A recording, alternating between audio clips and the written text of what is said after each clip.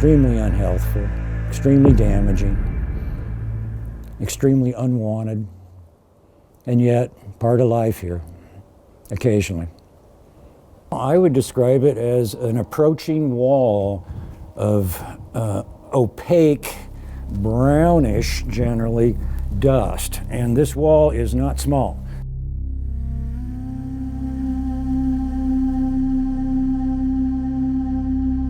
There's a number of dangers. First of all, I think the one that most people understand the best is it's a danger to any kind of transportation. The dust comes upon you very quickly, and you go from being able to see a half a mile in front of you to barely being able to see the car in front of you. Visibility is nil. It's like going into a room and suddenly the lights go off and it's dark and you can't see where you're going. But if you want to look at it from a public health point of view, that's another story. And what happens is that the particles in the air are small enough to be inhaled.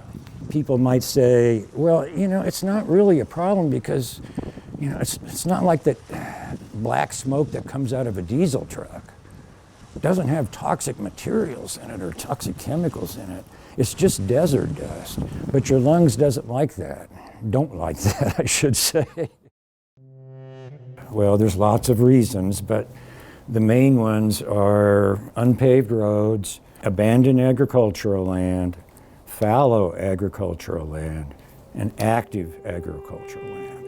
At some point, we're going to start having to not plant land.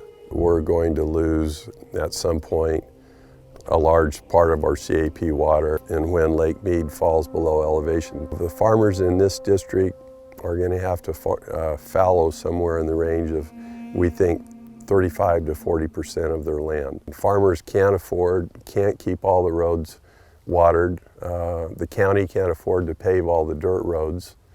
And so it's just, we live in a desert and it's going to be difficult to deal with. There are two ways that these dust storms happen. One is severe thunderstorm activity from about the 4th of July to the middle of September, and so that's popularly known as the monsoon season.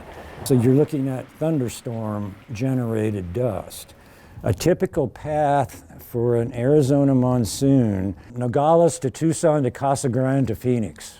Now, during the rest of the year, there's something called a dry cold front. Although it doesn't produce as much dust as the monsoons, lasts longer, and so the exposure, you know, to people and their respiratory systems is greater, especially if you're working outdoors. We did a study of all dust-related crashes on I-10 between Tucson and Phoenix, 5-year period. In that 5 years, there were 85 dust-related crashes. 43 of them happened between mile 212 and 214 right up here. The dust detection system is something that nobody really has ever done before. We've really tried to take technology that we already know works and put it together with the idea of providing information to these drivers in real time so that they can make a smart decision and be safe when we have dust storms. Summertime climate is supposed to get drier. What does that mean? Less rainfall, less vegetation, more bare land? We really like the drip. We can apply very small quantities of water. It's somewhat of a minimum till type system, and then it always leaves residue on the soil surface, which is a good thing for keeping dust emissions down. The future is not bright for dust storms, okay? They're going to get worse and there are going to be more of them. So why can't the state fix it? Well, the problem is immense. The expense is tremendous.